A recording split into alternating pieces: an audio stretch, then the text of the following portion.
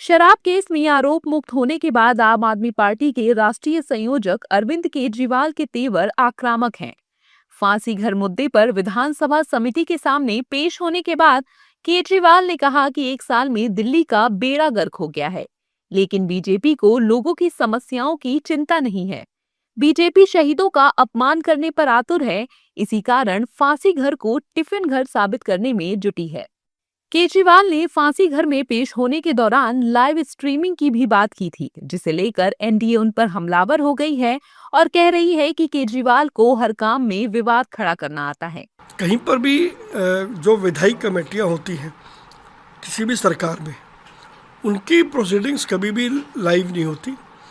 इस बात को अरविंद केजरीवाल अच्छी तरीके से जानते हैं, लेकिन क्योंकि हर काम में विवाद खड़ा करना है, इसलिए ये जानते हुए भी कि इसकी लाइव स्ट्रीमिंग हो नहीं सकती, ऐसा कोई प्रावधान नहीं है, उन्होंने ज़बरदस्ती इस मांग को किया। तो कहीं ना कहीं उनका जो इंटरेस्ट है वो केवल और केवल मात्र राजनीति करने में है, लेकिन वो कितनी भी राजनीति कर लें सच्चाई से मुंह नहीं चुरा सकते। बहुत बेचैनी में है अरविंद केजरीवाल जी। सादगी और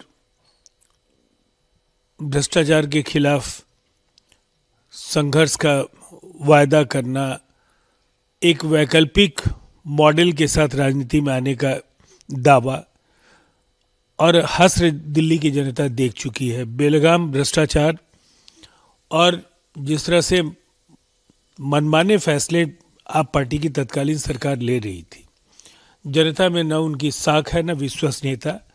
ऐसे बयानों के जरिए केवल सुर्खियां वो बटोर सकते हैं, लेकिन केजरीवाल जी की छवि पहले जैसी नहीं रही है।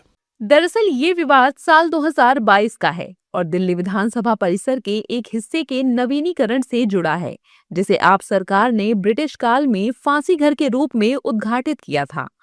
आपने इसे ऐतिहासिक महत्व के रूप में प्रस्तुत किया था, लेकिन बीजेपी ने दावा किया है कि ये कोई फांसी घर नहीं, बल्कि एक साधारण टिफिन रूम था।